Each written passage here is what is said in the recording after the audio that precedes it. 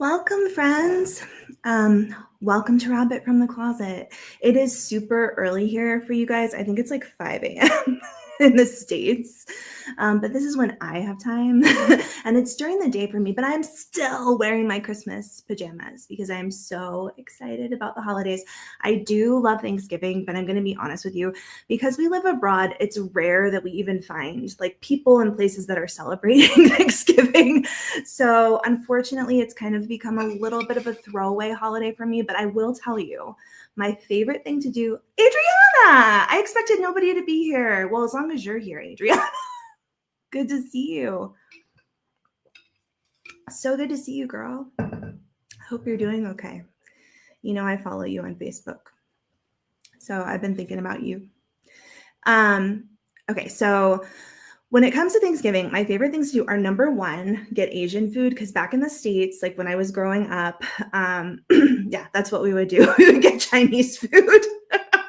I love that. Okay, number one. But number two, like my second favorite thing to do with my kids is to watch Bob's Burgers. I don't know if you guys watch that show, but I love that show. And a big part of the show, like one of the big jokes, is that the guy that's kind of like the central character, Bob, he loves Thanksgiving. He loves cooking turkeys, but something always goes wrong for him on Thanksgiving. So I love it. That's my favorite thing. We'll watch like a marathon of Thanksgiving episodes, and my kids really like it. And it's probably not the best show for kids, but I don't care because I like watching it with them. It's like watching The Simpsons when I was a kid. I recently watched The Simpsons with my son, and I was like, this is awful. I can't believe I was like watching this at age 5. Much worse than Bob's Burgers, in my opinion. So for us, Thanksgiving is a little bit of a throwaway. We can't get turkey here. I tried to order because my favorite Thanksgiving like side dish is green bean casserole. I think that's such a like controversial side dish because you either love it or hate it. I love it. I absolutely love green bean casserole. So I tried to order all the stuff for it and it didn't come. So I won't be having that this year. That's not true. We are going to go to a hotel that's hosting some kind of version of Thanksgiving. So we'll be able to have some of the meal there. I'm excited about that. All right. The other thing I'm excited about is my son is really, really into the holidays this year. And this is him. I just think it's so cute. Let me see if I can make it bigger. We are going to a special ball. I think we're going tomorrow, actually. I have to get dressed up. Adriana says, I love it. And loaded potatoes. I miss potatoes so badly. Like you would think, okay, so I'm in Africa. So you would think like the one thing I could, definitely get is just like things like potatoes, lots of different vegetables. Well, we can, okay? We can get potatoes, but they're so different here. They're totally different. And you would think like, how different can a potato be? Well, it really tastes differently. And I don't like it very much. It's just not my thing. So I miss so many things from back in the States, and one of them is potatoes. This is my little guy, Jack. I am covering him up because you guys know, number one, I have this deal with my kids where I will show them on social media until they're 8 years old, and then I try to stop, and I'll only show pictures of them that they give me permission for. But number two, if you're not aware, I've dealt with like huge stalking issues on this platform. With certain people. And so I'm trying to be a little bit more careful about that, but I do want to include you guys in my life. I like talking about it, something for me to share with you. So it is cool. We're going to this ball tomorrow. It's a children's ball. And my son is going to wear the cutest little suit. I just found it for him because we didn't have one and I had to run all over Africa looking for something. My niece is studying in Johannesburg. I think Johannesburg is like a wonderful place to live. We are not living in a city like that. There's so many amazing places in Africa, and where we live is amazing, but we just don't have access to a lot of the things that they would have in Johannesburg. I think Johannesburg is our medevac point too. So I know that it's a good place. Let's see. Yeah, thank you, Adriana. I really appreciate that. Let's see. Let's see what Oda has to say. Thank you for covering his face, smart mom. I'm not always good at that. I trust people way too much, unfortunately. Anyway, okay, so he is so adorable and I'm excited. We're going to the ball tomorrow. I have to dress up a little bit, just me and him, but it's also really hard. For those of you that aren't aware, my son is on the spectrum. He's so amazing. He's got the coolest mind. But one thing that's really big for him right now is he's very focused on the idea that he wants to be a DJ. Like he's just really into, he has this like old 80s boombox. I told you guys he's like obsessed with the 80s. We got him an 80s boombox.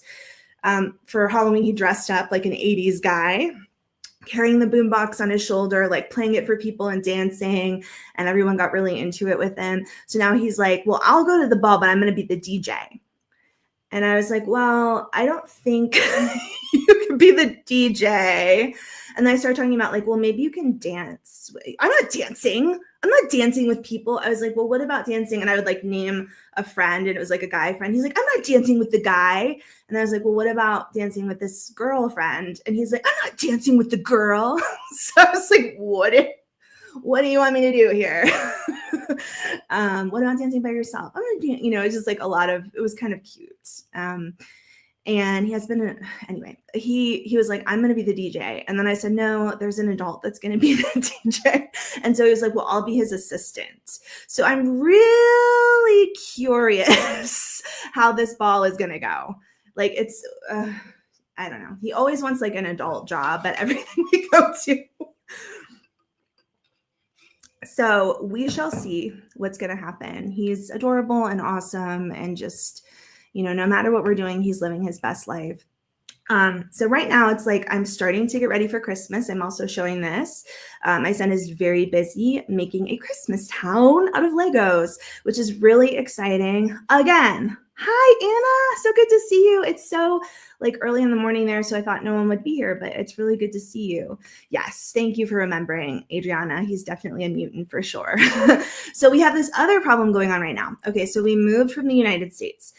At the point where we were in the US, okay, guys, he had gotten over Legos. Like we had bookshelves and bookshelves just displaying all of his Legos. He mainly had created like a ton of Super Mario Legos, okay?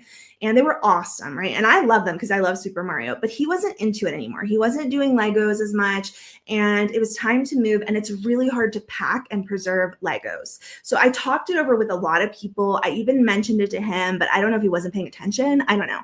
I talked it over with a lot of people, especially my mother-in-law, who I really trust. And I was like, I don't know what to do. Should I spend all this time and energy like trying to glue the Legos? Because I did that before, and like wrap them. And I think, long story short, we came to the conclusion, like, he's not really into it anymore. This is taking up a lot of space. If you try to wrap it and he sees you and then it winds up broken, I think he would get like kind of upset about it. But if from the beginning we were like, we're taking it all apart, we're taking the Legos, like you can play with it like creatively or whatever, but it's not going to be like in this, amazing Super Mario Brothers form anymore. We thought that would be better. So that's what we did. We took apart most of the Legos. We preserved a couple, like there's a battleship that we preserved. But the rest we just kind of like put in boxes.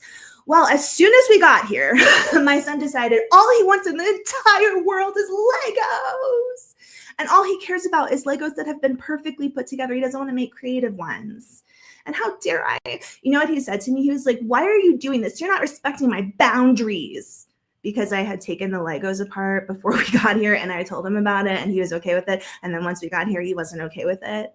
And that was not respecting his boundaries. So I was like, okay.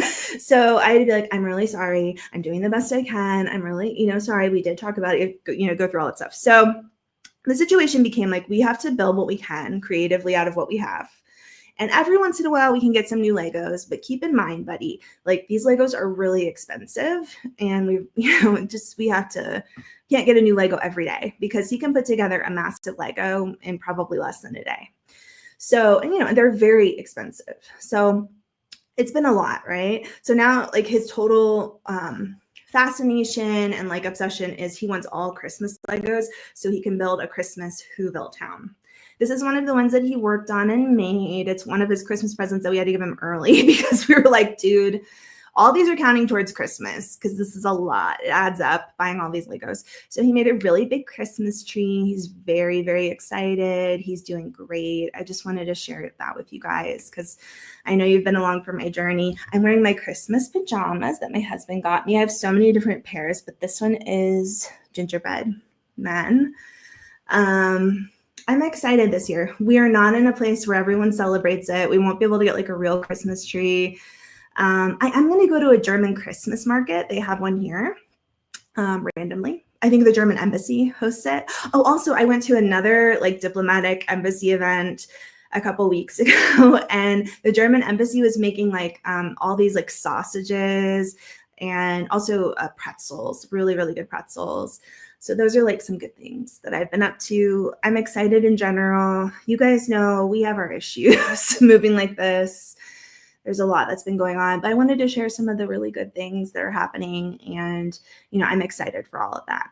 Okay, so a couple of days ago, I got online. I was looking at my social media because I was all about figuring out things about Britney Spears. And instead, plastered all over my TikTok were all of these accounts sharing a video that was done allegedly by Amanda Bynes, okay? And in the video I shared with you guys, Amanda is saying, take a look at the man who impregnated me when I was 13. And then she shows a picture of Dan Schneider, okay? In the past, I did all of these videos about Dan Schneider and Amanda and the documentary called Quiet on the Set because I found it all incredibly disturbing and interesting. Amanda has a long history. Amanda and the people around her, even her fans, like they have a long history of sharing things on social media, and then it's not clear if it's really Amanda. Amanda will say it's not her, then she'll say it was her. It goes back and forth. I was able to trace back this TikTok to one account, which I shared on my prior video. Some people are saying that is Amanda's account that she runs. Other people are saying not. I was able to message with someone who does art exhibits with Amanda because Amanda's really into art. We're going to see some of that. Let me see if I can put it up here now. Let's put this here and see if it'll come up. Amanda's really into art right now. And she does have some Kids' Choice Award. This is something different. We'll see it later. She has some exhibits out in LA. And the person that I messaged with was just like, Amanda just really wants to do her own thing. Her focus is on her art. I would be surprised if she's making TikToks about Dan Schneider, which made sense to me. There's a lot going on with Amanda. So much. We're going to get into it, and then I'm going to kind of close the book on Amanda because I get the feeling that she just really wants to do her own thing. We're going to talk about that here right now. And then I'm going to go into a lot of the comments that all of you guys have left me about Britney because I want to respond to a lot of them. You guys are amazing because you know so much more than I do. And I know some of it. I've been around the block, okay? I'm not an idiot. No, I'm just kidding. I know some of it. I tend to be, someone was saying this to me recently, I think it's true. I tend to be very, I believe gullible. I'm gullible. I believe what people tell me. I trust people, and in my real life, it seems to work out fine. On the internet, it's not working out too good, you guys. It's not working out too good. And Britney is one of those situations. Amanda Bynes is another. It's really hard to differentiate what's going on with them. I like to talk about, from my own experience, what I see as mental health challenges with these people and with these girls. That's difficult because maybe they don't want someone like me talking about it. All right, we're going to go into a little bit about Amanda. I like this one. Stupid airhead, get a job. Thank you, Captain Trips. I'm glad that you're here too. Thank you for being here. Get a Charlie Brown tree. Is that where it's kind of tilted over and there are no pine needles on it? Yeah, I would actually really like that. Instead, we have a plastic one that we did bring with us. And for me, I'm not really into it because my favorite thing about the tree is the smell, the Fraser fir. That's what I love. I absolutely love that part of Christmas. So I'm missing it, but I've missed it in a lot of countries before. So we'll just keep going. Hi, Sarah. Good to see you. I can't believe so many people are here. You guys are up at 5 a.m. in the morning. You're probably going to work like I used to be, or you're working overnight in the hospital like I used to. So it's good to see all of you. Good to see you. Okay, let's go into some Amanda stuff. I've talked about my life. Let's go into Amanda. All right. So the first thing I wanted to show is that this is Rosie O'Donnell. If you guys aren't familiar, I did this whole series about the documentary Quiet on the Set, okay?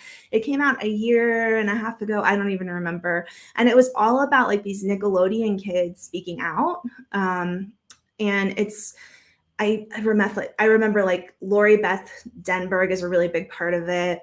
And they're speaking out about just things that made them very uncomfortable working with Dan Schneider and probably some of the other adults that were there, right? Like, but I think the focus was heavily Dan Schneider, and Dan actually ended up like suing the documentary, but nothing has really come of that yet. Oh yeah. Okay. So you can try to get Fraser Fir essential oil. I did try to order that. And also they have like the pine sticks. I did order. It can take such a long time to get here. I don't know if it'll get here in time. And yes, I will try to do that. It's still not the same as having a real tree, right? Like that's okay. I get to live. There's so many good things that happen in my life. It's okay if I can't have everything that I want. 4 a.m. in Texas. Hi from Texas. You know what? I want to buy a house in Texas. I keep thinking about that. Oh, poor mama. That sounds, you're an awesome mama hanging. Oh, thank you, Anna. I try to hang in there. We have issues over here, but we're doing our best. Let's listen to what Rosie O'Donnell. So Rosie O'Donnell gives an interview after the documentary about Nickelodeon. And she's kind of like, yeah, I was a part of Nickelodeon. And one of the people I really loved is Amanda. And I have a lot of concerns for her. I hadn't seen this interview before, so I'm going to show it to you now. I'm going to make it big and let you guys listen in. And Kids' Choice events. So they did sort of think of me a little bit as like an adult in charge. It wasn't like I was hanging or friendly with them. But when I saw that latest documentary about that, Quiet on the Set, it was heartbreaking. And that poor Drake Bell and what he went through. I wrote him and he wrote back just to give him encouragement and let him. So if you're not aware, a big part of Quiet on the Set was talking about Drake Bell, who came out and he made all kinds of really serious allegations because a lot of the other kids said things like, I was uncomfortable around people like Dan Schneider. He rubbed my shoulders and it was weird. He said things to me that were weird. But Drake Bell actually came out and said, I was essayed repeatedly over and over again by this person who was working with Nickelodeon. And, you know, he let everybody know this has a lot to do with what's happened to me as an adult, the way that I am as an adult. And people were pretty shocked by him coming forward and being so honest about all of it. So that's what Rosie is talking about here. Know that he really did make a difference by standing up. And all those people who stood for the man who abused him and groomed him since he was a little boy. Very, very heartbreaking. But I love Nickelodeon, but I do feel like someone in that executive position should have known. I really loved Amanda Bynes, and I feel as though she was a young, untapped Carol Burnett, and something horrific must have happened to her. And I think you can see as you look in her eyes that she's a shattered soul at this point, and God knows I wish her. You know, that's exactly what I said in my prior video, that for me, when I looked at Amanda Bynes, I was like, she's the next Lucille Ball. This is amazing. She was like an 8-year-old. We have all these videos and pictures of her so young, playing these amazing characters, obviously like learning the lines so well and being able to deliver them like no one else could. Amanda, I've seen some interviews with Amanda where she talks about her family. Amanda says that her parents are incredibly strict. Amanda's parents are also like significantly, like they're on the older end of the spectrum. You know, they were older when they had Amanda, okay? And apparently they were very strict. They didn't let Amanda like go to the mall, hang out with friends. And she talks about this and she says, but I'm really happy. Like I'm really grateful to them. And she says that she got her sense of comedy from her dad. She talks about her dad writing jokes for her. Some of it doesn't sit right with me. We do know that Amanda's family has not, as far as we're aware, it's not an issue like Brittany where they're taking money from her. My understanding is that Amanda's parents have money of their own. The family has their own money. I'm sure maybe Amanda has a little bit more, but that they're not the kind of people who were using this as like an income for their entire family. We also know that later Amanda went on to talk about, like kind of call them out about the conservatorship, number one, and to also make some allegations towards her father about SA. Now, it appears as though Amanda may have been going through a psychotic event when she made a lot of those allegations. But of course, we don't know everything about what happened with her. But here we have someone like Rosie O'Donnell, and I do like this. I like that she is saying, I like Amanda, I support her, but I need to be honest about what's going on here. And let's be honest with ourselves. Something is wrong. Something happened to Amanda. Okay. A lot of people out there have, they've commented or speculated that she might be schizophrenic. Okay. I want to say, of course, that's a possibility. I don't see a lot of the things I would look for, but I only see her very sparingly, right? I don't see some of the things that I would look for when it comes to a schizophrenia diagnosis with Amanda. Other people have said that maybe she has a bipolar diagnosis with psychotic features, and I see a lot of that. She's done things like run around naked in a neighborhood and then set fires in like random people's like driveways. And you can really see this when someone's going through some kind of a psychosis. This is something that you do see when you're dealing with bipolar disorder. The Amanda now is so different from the Amanda back then. And from my point of view, again, speculating, she looks like someone who's been very medicated. Probably, if she came into a hospital that I was working at, I would expect the doctors to start looking at, like, is she over medicated here? Like, what's going on with that? Can we like strip some things down to see how she is? Does it end up like pushing forward with another psychosis when we take her down a little bit on some of these medications, when we move things around? It could be that the psychosis was so bad that they had to get her to a high level of medication to keep her controlled.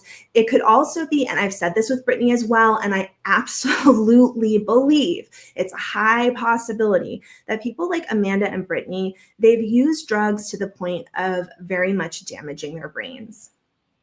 I've spoken about this before. I have seen children who are totally typical children who are doing very well in their life. They don't have any developmental issues. They go into a gas station, buy what they think is like marijuana.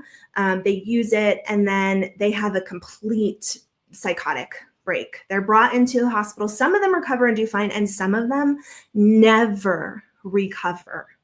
They come out of that looking like maybe a kid with schizophrenia or a kid with really horrible psychosis and bipolar disorder. They cannot stay in reality with us despite a lot of medication. I've seen people look very much like Amanda when doctors and hospitals have tried so many different avenues, nothing has worked, and they keep piling medication on to try to get them to some point of being in touch with reality around them. See this.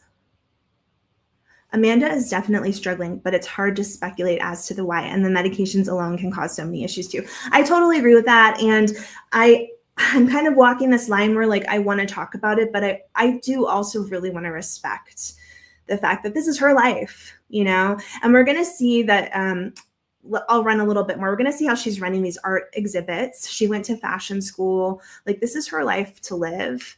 But I also want to be honest that something is going on with these Hollywood stars, and it should be put out there to help prevent it from happening to people who come after them, to help make some changes in the industry. It's not just about Brittany and Amanda, and there's several other people that I could bring up. It's not just about them. It's like, what's going to happen going forward? Let's listen to a little bit more of this. Nothing but health and happiness and healing. And I think all what went on there is inexcusable. And Nickelodeon hasn't even made a statement. Yeah. So that was right after Quiet on the Set came out. And Rosie O'Donnell makes a really good point, is that Nickelodeon was just like, I'm not responding to that. And Dan Schneider ended up suing the documentary. So it's going to silence people when there's all these lawsuits going on. One of the most shocking things about the documentary for me is not only what Drake Bell had to say, but what Lori Beth had to say from all that. She was kind of an older child who was growing up in the Nickelodeon world. And by the time she hit 18, she alleges that Dan Schneider did all kinds of crazy shit to her. We're going to hear about that next. What I'm showing you here is this is Amanda out in LA, and she is showing her artwork at a exhibit that she put on. A lot of people came to see her, like fans. I'm sure some of it, they're fans of her art. This is some of her art, these stars. She did go to fashion school. You can see her here. She's signing. I thought it was really sweet. This has music in the background, so that's why I'm not playing it. But you do hear her say like, "Oh, thank you so much for coming. I really appreciate it. Here you go." You know, I mean, just really sweet. She is interacting with her fans, and all these pictures. This is the guy that I messaged. He had some art at this exhibit. Pretty, and since I have green eyes, I'm going to let you listen to a little bit. This was shortly, I think, before the exhibit actually took place. And this is how Amanda is kind of like presenting herself right now via her social media. She's going to talk a little bit. One of the issues I have with this is she's going to talk a little bit about how she has to go on Ozempic because she's really worried about the paparazzi photos. And this is something I just wanted to speak about. I thought it would be a vibe, so I'm trying it out. And what else did I want to post about? Oh, I'm going on Ozempic. So excited. I'm 173 now, so I hope to get down to like 130, which would be awesome. So I look better in paparazzi pictures, and you don't see my double chin from strange angles. Okay, Yan, you make a lot of really good statements here. First, Yan says, I do think art is a really good outlet for people struggling with mental health issues, so I'm glad she's doing something positive. Totally agreed. And I think this fits Amanda. Like she went to fashion school. She said, I don't really want to be in movies anymore. I want to do something else. And she went to fashion school. She graduated. It's a really good school out in California. So I'm very happy for her when it comes to all of that. I'm glad that she's doing the exhibitions. And I can't say, I mean, to me, this is where I would like to see Brittany being, where like she finds a hobby and then she's able to kind of really invest herself in it. Right now, I try to tell myself maybe her hobby is just dancing by herself in her house, but it seems a little off to me. Like it's so lonely. What I like about what's going on with Amanda is you always see her with people. I mean, at least she has friends around. She has new friends that she makes. She did a podcast for a little while. It didn't go that well, but I mean, it was fine. And she's chatting with people on the podcast. Now, a lot of people have questioned these friends around Amanda, but for me, I'm kind of like, you know what? It is what it is. She has people around her. These are the people that she's choosing, and I can respect all of that. I also like what Yan says here. None of this happened in silos. It happened with the system of vultures that targets young girls for entertainment. That very well said. And that's exactly what I'm getting at, is kind of like, I'm not just talking about Brittany for the sake of talking about Brittany. You know, I want to talk about how there's this whole crazy system going on and we need to be aware of it. Let's see. Anna, okay, great. I saw her update video. She lost 20 pounds. She looks better, but should only do it for herself. Agreed. So she did make an update video. I don't think I put it in here. She has lost weight, and that's great for her. It is hard to see like everybody's on Ozempic now. I guess I feel sad because I wish I could get on it. No, if you're not aware, like I have some like medical issues where I really can't take medications like that. There's so many things I can't do, but I would use it, except that I also know there are some issues with it. There are some side effects. And I do wonder if 20 years from now, they're going to be like, we never should have let anybody be on Ozempic. I do know people who are on it who like, I know this is actually through YouTube. I have seen some morbidly obese people who are on Ozempic, where it doesn't only help them lose weight, but it reduces inflammation in your body. And I have seen that it really helps people who have like really bad inflammatory responses, plus they're overweight. So I've seen some experiences of Ozempic where I'm like, wow, that really did help that person. But of course, it scares me a little bit. We've really become like an Ozempic nation for sure. So my issue with what Amanda has to say here is, you know, she's talking about how she's going to get on the drug. And then she's talking about because of the paparazzi.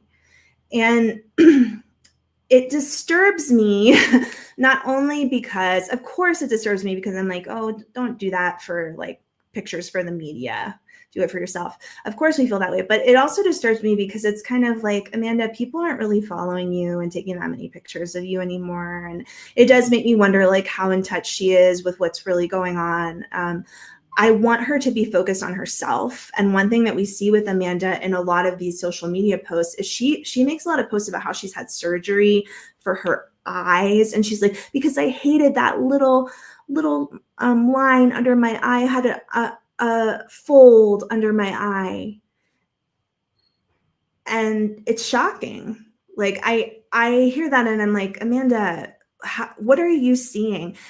In my opinion, I see body dysmorphia with Amanda big time. And that's something that scares me, for her to be like, I saw myself in paparazzi photos and I didn't look good. And it's like, no, you have a private life. Like go do your art, go do your own thing. Like stop, changing yourself, damaging yourself, using surgery, using drugs or whatever to change yourself because you don't like how you're being portrayed in a paparazzi photo. I think that there are some real issues still going on there that it scares me for her. Well said. Oh, Yan, gosh, you should be like my sidekick on my show, or you should be the person and I'll be the sidekick. Yan says Ozempic can also cause bone density loss, and not enough people talk about that, especially when it comes to women's health. Yeah, for sure, especially for females, because that's a huge issue as we get older, we're going through menopause, and a lot of people are starting it when they're going through menopause now. And I think it's going to become like more easy to obtain, which could be good because it was kind of like we were creating an upper class section of rich people who were just extremely skinny because of Ozempic, but then lower class people remained like incredibly overweight because they couldn't get a hold of it. And there's some power dynamic there that I don't like, but then at the same time, I see the side effects that come along with it. People have the right to fail and make mistakes. Oh, so well said. Yeah, that is a big part of what I want to say about Brittany and Amanda. Thank you for saying it, Anne. People have a right to fail and make mistakes. People have a right to make choices that we don't agree with. That's my biggest thing about Brittany is I'm like, right now, I think there are a lot of issues going on with Brittany. Do I think she should be back in a conservatorship? No. I think she has a right to make these choices. She's not going into the local gas station and using a gun and robbing them.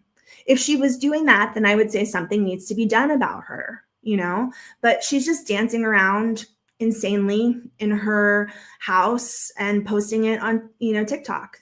You cannot take a person like that and just say, we're gonna medicate them and put them in the hospital and put them in a padded room. Like they're allowed to live their lives that way. So those are some of the issues that we face when dealing with all of this. So you get the body dysmorphia thing too. It is big. I think it's huge with Amanda. I don't see people talk about it so much because of course we don't want to hurt her.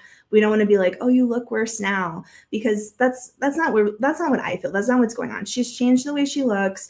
I think she was beautiful back then, and I can see what she's going for now. Like she is definitely, doing her own thing. She has her own fashion statements to make. I get it, but then at the same time, I'm just so worried that it's coming from this place of body dysmorphia. We're going to listen to a little bit more, and then I think we'll do some comments. Yeah, so that's about it. I will post about my Ozempic journey, of course. Did you guys know that Lori Beth Dan? Okay, we're going to listen to this TikTok now. I really wanted to put it up because I don't want to do additional videos about Amanda. I want to give her space and privacy. This will be my last video about it unless something else comes up. But this is a TikTok that I thought was very well done, talking about what Lori Beth, I don't know if you guys ever watched all that. I did watch it with my little brothers. They were really into it. It was a Nickelodeon show. It was a comedy show for kids. And two of the main characters, the people that stood out the most, were Amanda Bynes, who we're talking about, and then this other character played by Lori Beth. I think it's Danberg. And Lori Beth was very much loved on that show. She was very funny, very cute. I didn't realize she turned 18, I think, like after a year of the show. So she was one of the only like adults that was participating in the show. But we're going to hear about what she has to say regarding her relationship with Dan Snyder. And it is insane. Danberg is one of the only people who tried to save Amanda Bynes. She tried to speak up for her. She said she loved Amanda. She went to all of the higher ups. She made every appointment she needed to try to speak out for her, and they kicked her off set and banned her from the Amanda show. Lori Beth knew that something was wrong because of her own experiences with Dan Schneider that she details in this interview with Business Insider. She says the first time that he preyed on her was when somebody else on the cast came and talked to her about her weight. Dan pulled her into his office and said that he should have been the one to talk to her about her.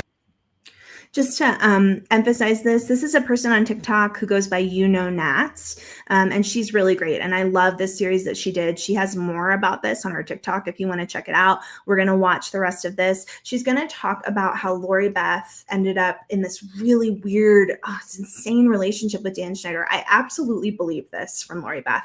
She's not even like still involved in Hollywood as much. And she's flat out saying that Dan Schneider like created this relationship with her where he would just show her incredibly disgusting porn. And it was after she turned 18. So she was like, I was kind of an adult, but think about it. Like he had been working with her before she was 18 years old. And there's just a huge power dynamic there. Her weight, but quickly he somehow turned that conversation into showing her some graphic material on his computer, and he went through a few different scenes until he finally showed her a woman performing blank blank on a donkey. Lori Beth said that was the first time that she really felt preyed upon, and this was close to her 19th birthday. She was hired by Dan Schneider when she was 17 years old to come on the set of All That. She was there from 1994 to 1998, and she said that there was multiple circumstances where Dan Schneider lashed out at her on set. He would play those graphic images for her on his computer, and he also initiated having inappropriate phone conversations. She did say that she's So when we say that Dan Schneider showed Lori Beth corn, we're talking about some of the most disgusting, insane, possible, images out there. I mean, it's disgusting. And when we have one person coming forward and saying that it happened, I can't believe it wasn't happening with other people. I think he tests the waters. I think he's grooming them. And then we're going to hear a little bit about how he turned around and punished Lori when she no longer would really participate in basically watching these things with him or doing whatever it was that he wanted behind the scenes. Disturbed by the power imbalance between herself and Schneider, who was at the time a decade older than her and one of the most powerful people working on All That. He was the head writer. He was also one of the most powerful people at Nickelodeon, and she was a very young lady, and this was her first professional acting role. It started with mostly the phone calls that became frequent, and then when the show stopped filming in Orlando in 1996 and moved to Los Angeles, this is when Lori Beth started staying at his house sometimes. It says it was a very weird and blank relationship. One night when she was around 20, things became physical. This is something that Dan did frequently. He's like, oh my gosh, you don't have parents out here? You can stay at my house. I mean, it's sick. It's overly sick, and I believe there's a lot more out there. Lori Beth's information is shocking.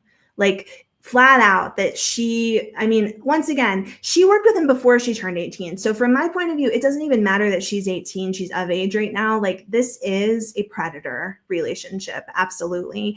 And yeah, she doesn't say we ever had sex together, but this is absolutely disgusting. Showing her porn, doing stuff on the phone with her. Let's listen in a little bit more. At the time, she didn't necessarily know that it was wrong because she was over 18, although now that she looks back on it, she realizes that there was a huge power imbalance in these encounters that she had with him, and she felt like if she refused, that she would have retaliation, that he would possibly stop writing sketches for her or humiliate her on set, which is what happened. She details a dinner where she was with Dan Schneider, some of the writers and the crew, where he lashed out at her. He was bringing up to an entire table full of adults if her chest was equal size. When she tried to stop the conversation, he screamed at her, and apparently all of the adults at that table just acted like it was no big deal. She says right here that everyone just seemed to completely blow it off. Schneider And that's one of the biggest problems with all of this is the idea that there were other adults around who weren't predators and they were not standing up. They had to have been seeing this, and I'm sure they felt like, I'm going to lose my job if I say something. And that's why it's so important to expose all of this so that it becomes part of the culture that you have to stand up or else you will be held accountable. That's why it's important to keep talking about it. And more frequent. Okay, let me make this here. All right, there's a lot more. So this was actually an article that Lori Beth did an interview for. She didn't make a video, a movie about it. She's not making a ton of money off of this. She's just flat out saying like, this is what happened to me. A big part of what this creator goes on to talk about regarding the article is that Lori Beth states that she ended up getting punished by Schneider going forward, right? Because she kind of pulled away and said, you know what, I don't want to watch this with you anymore. And I think a part of it was like he was laughing about the porn, kind of like, oh, this is so funny. So just being totally inappropriate. Obviously, it's totally inappropriate. And she basically was like, you know what? This isn't really my thing. I'm not into it. And then he started doing things like one thing that they talk about, which I think is really interesting, is he would do things like he wouldn't give her a script until like minutes before it was her turn to do her scene. And part of this was just to punish her, to make it really hard for her to be able to participate, to do her best, whereas everybody else was like getting their scripts like really far ahead of time. So he was very like undercover, under the table, like doing shit to her, because he could have said, I gave her a script. I'm sorry, like other people are more important. It's Amanda's show. Like I had to focus on her. So he's not like flat out showing. Like I really feel that if HR did get involved, he would have reasons to say like, oh, it's not, I'm not targeting her. I just had to give her her script later. She's not the most important one on the show. You know, he's really manipulating the entire situation. Yeah, and you are right on. He says like, why wasn't HR involved? I mean, I think he had a lot of power. Okay. Also regarding Amanda, Yan says, we also don't really know who Amanda was when she was a young actress. All of that was highly curated. That's definitely something that I've read about extensively when it comes to Amanda. That, you know, when you see her giving interviews when she was younger, you know, just beautiful smile, all very well, so professional. And people will say behind the scenes, like, what was your relationship like with Amanda on set? And people were like, oh, she was just very professional, very sweet. You know, there's never like, oh yeah, we like, she and I used to hang out. One time we went out and like got some weed together, like just things that you would expect from young teenagers. It's like none of that was happening. Again, like very much controlled. And this is where I really wonder about the parents' role in all of this, because before I was saying like, does Amanda have parents like Britney Spears where they were very permissive and they were just like, take my daughter and make her a star? And it sounds like it was kind of the opposite with Amanda, where her parents were very strict, but I think they put a lot of faith and trust into the adults that were on the sets. They didn't want Amanda hanging out with all the kids because they thought the kids are doing drugs. The kids are being crazy. The kids have problems. But then they were like giving her to Dan Schneider like it was no big deal, because they probably thought that this was the way it, you know, this was the person that they could trust, given the fact that they are already so strict and controlling as adults themselves, you know? And I think that maybe Amanda would have been better hanging out with the kids on that show rather than all of these adults that were around her. And we have a lot of information that Amanda was frequently pulled aside, pulled into rooms by herself with people like Dan Schneider, because she was considered the star. And they were like, we need to work with her one-on-one. She's just very special. And it's like, to me, that's like red alert, you know, especially nowadays with everything that we know.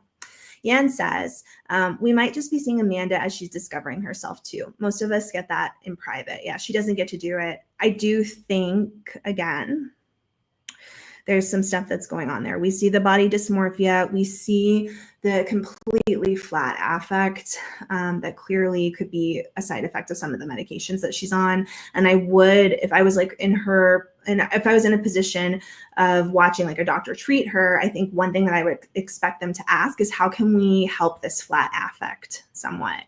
Now, I don't know, maybe they've tried and it just doesn't work out well for her. I wanted to share this because this was kind of recent and people haven't talked about it this much. Okay. And this is going to be the end of my information about Amanda, because I'm going to leave it alone. And this kind of made me feel like I should leave it alone. Recently, Amanda, although she didn't put this up on her social media, she went underneath and kind of liked these posts that were made by a friend. Okay. So the first post is, it's not my life to share. Let me make this big so I can see.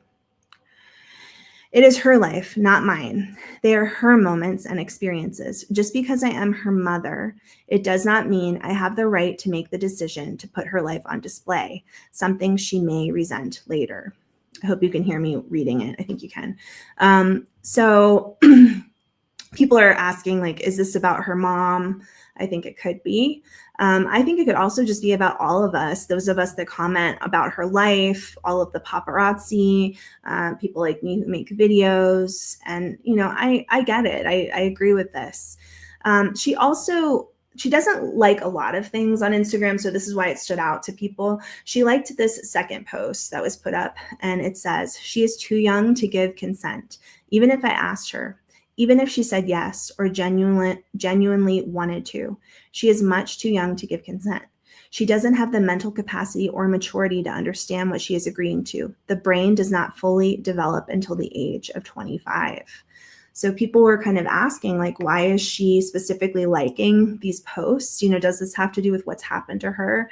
And I mean, of course, we can only speculate about it, but it does sound like, just hearing what Lori Beth had to say. Another part of the article was about how Lori Beth was very concerned watching Amanda's relationship with Dan Schneider, the fact that they were going into rooms alone to practice their scenes. And I think Lori Beth was seen as like, God, you're so annoying. Like, why are you even like bringing this up? You're lucky to be here, and really, like, from her point of view, she was concerned. She knew what Dan had done to her, and even if we know that Amanda did make she did make some comments on social media stating that Dan got her pregnant when she was 13, but people believe she was going through a psychotic episode when she made that comment.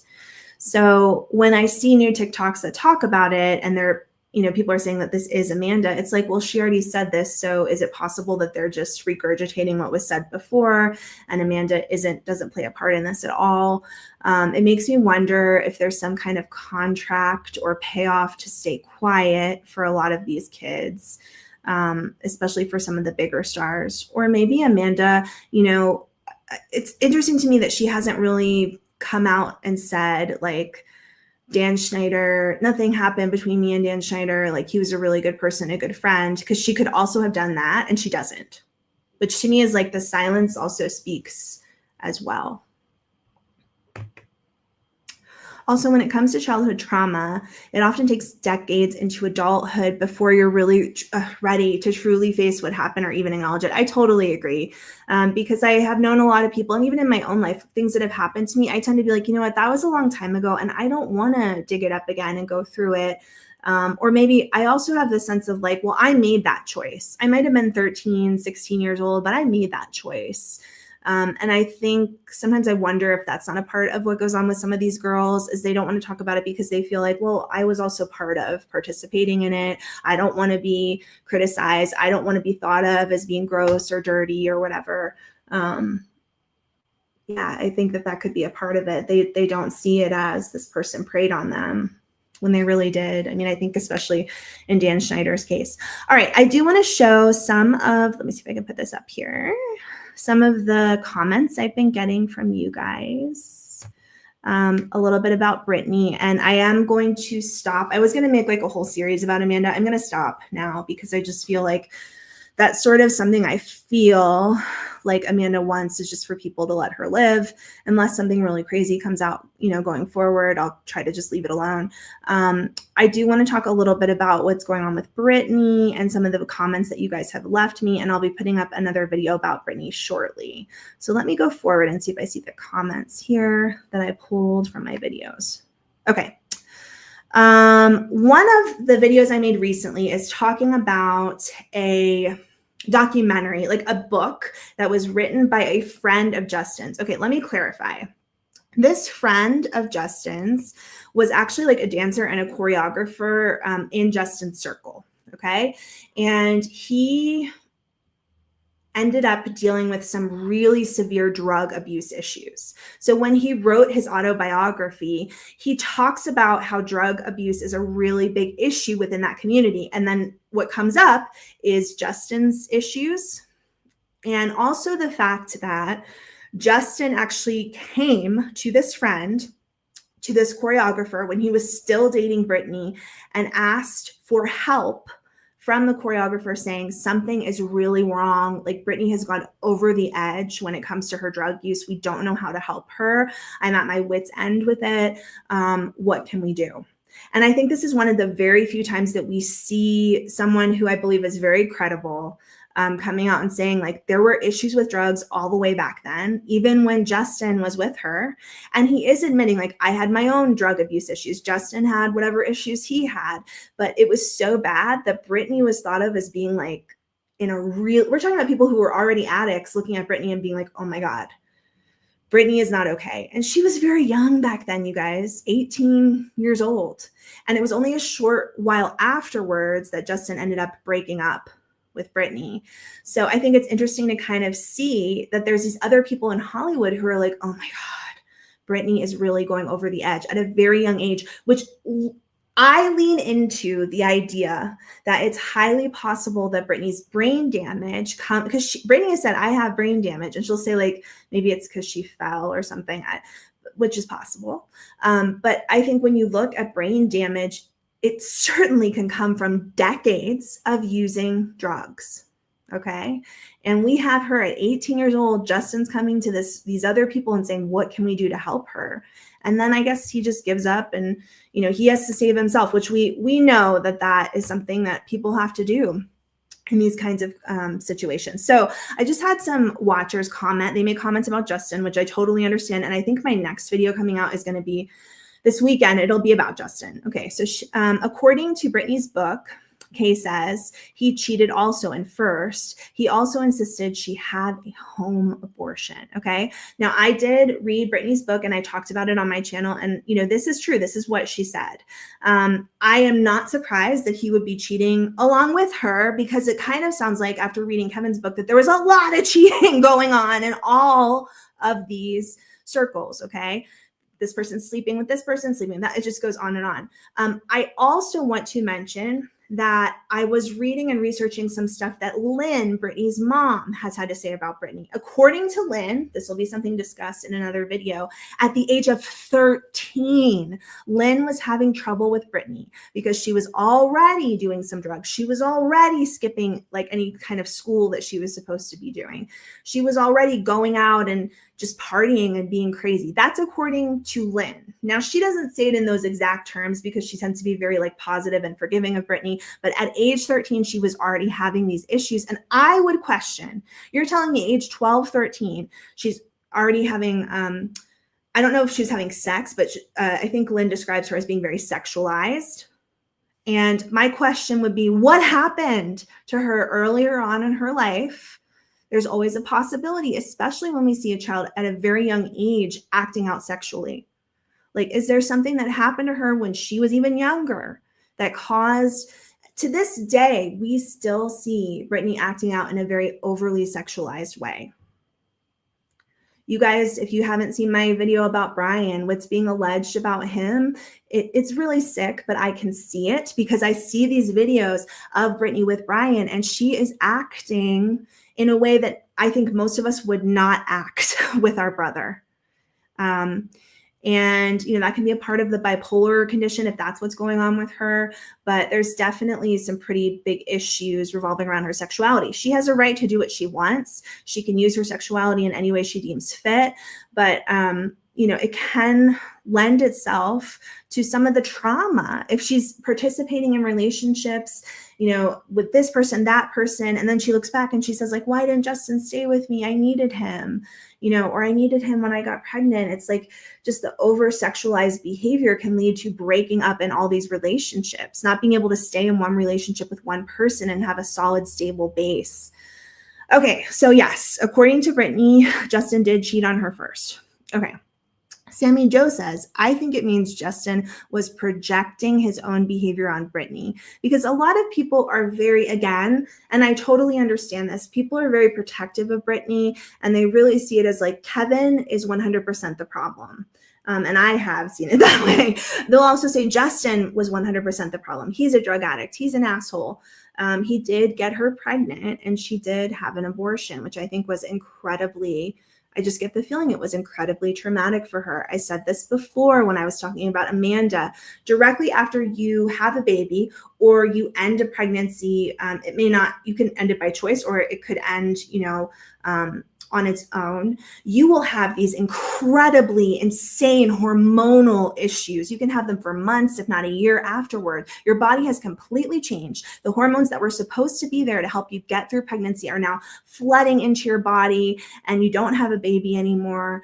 It can cause so many emotional problems. And then people can look at you like, oh my God, you're a mess. You're a mess when you really need support, love, and understanding. And from what we know about Brittany, it sounds like after she had, she got pregnant and she had this abortion, she was almost immediately shooed back onto stage to pretend like it never happened in front of millions of people.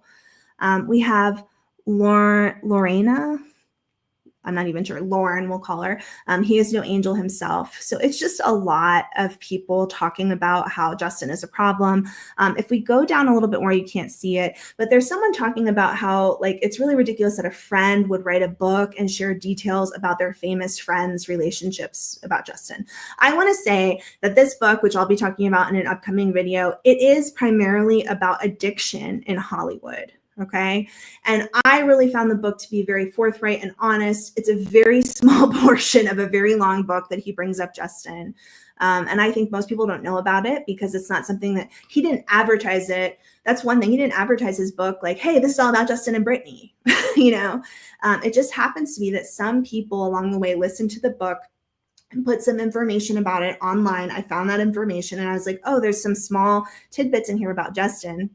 So I really think that this book's focus is to talk about the issues with addiction within Hollywood, and that's something you see in these younger people. And so I have found the book to be really interesting. All right, we have another watcher here saying, I don't understand how Brittany's family feels so entitled to her money.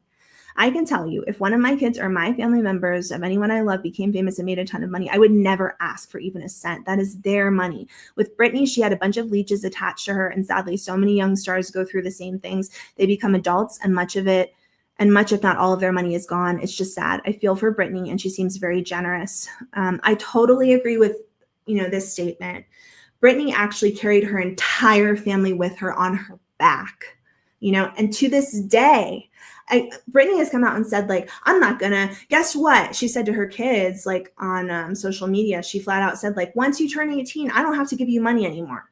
Well, just I think about 2 weeks ago, we saw Brittany on her social media with her youngest son, Jaden. They were hanging out and Brittany had bought him like, I don't know, a $300,000 car for his 18th birthday. So even when she makes statements like, you guys aren't going to be able to take advantage of me anymore, I'm not going to give you all this money, she'll just turn around and give them money. Brian still makes money off of her. Lynn still gets paid. Jamie, they all have money coming out of the trust. So they're still getting some money from Brittany, flat out. I'm not saying they're getting the millions that they maybe want, but they also do things like we've heard Jamie Lynn would go and just use one of Brittany's homes. Like Brittany would be in the hospital, unable to leave, or she would be secluded in her house and they won't let her go to the beach. And Jamie Lynn would go fly out, take Brittany's beach home and spend months there with her friends and family. And Brittany has this expressed, this was really hurtful for me.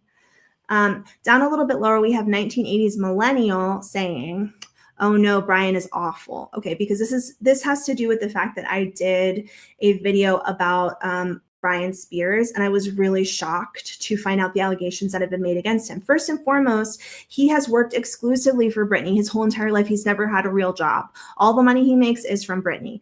He dates significantly younger women who basically present themselves as like softcore porn stars on Instagram. And then they have come forward and said, Brian's awful.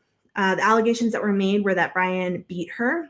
The other allegations that were made is that Brian takes money from Brittany, makes fun of her behind her back, and that he always wants to go on all of Brittany's Mexico trips because they get drugs and they do ridiculous things there. And he takes advantage of her in a sexual way by doing things like he'll have her strip in front of his friends. Like they're probably all drunk and he's using her essentially. I find that absolutely disgusting. And it was not what I was expecting. I mean, it just, to me, it's like, it's total, it's sexual abuse in my opinion. Uh-oh, I just missed the last one. Okay, we'll just go to this. All right, I also have Justin Time saying, this is once again about all of the money that the family is making off of Brittany. Justin Time says how with all the concerts, merchandise, record sales, clothing line, $1 billion Elizabeth Arden perfume line. I could go on and on. Is she only worth $60 million today? She knew shit was about to go down, and that's why she moved all of her assets to a trust that they worked their way into. Yeah. So yeah, there's a lot. There's a lot that's happened with Brittany. I mean, we just talked about how the Kardashians, and it was some of my subscribers who brought this to my attention. The Kardashians allegedly have taken like a $600 million loan from Britney and put it into their companies. So I don't really understand all the financials of what these people are doing behind the scenes, but it's absolutely disturbing and confusing. And it's just Britney being used over and over again. Vic says, I do not see mental health from a long time ago, yet a kickoff of lithium. So a lot of people, much like Vic, have ideas that Britney was doing fine or doing okay until she was hospitalized and put on antipsychotic medication. And people are speculating that it might be lithium, which, seems like that could possibly be the case. And I think she even stated that she was on lithium for a period of time.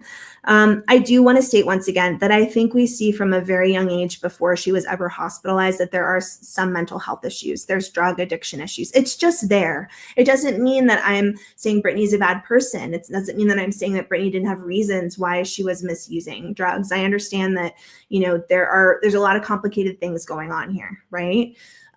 We have all of that happening, and yet I think we have to be honest with ourselves that, yeah, there are mental health issues. Did lithium make it worse? Certainly that's possible. This is something I'm going to talk about in a future video about Britney. But I mean, as a psych nurse, one thing that I can say is that when someone comes into the hospital, there's a whole procedure that is supposed to be followed. Was it followed? Well, I certainly hope so.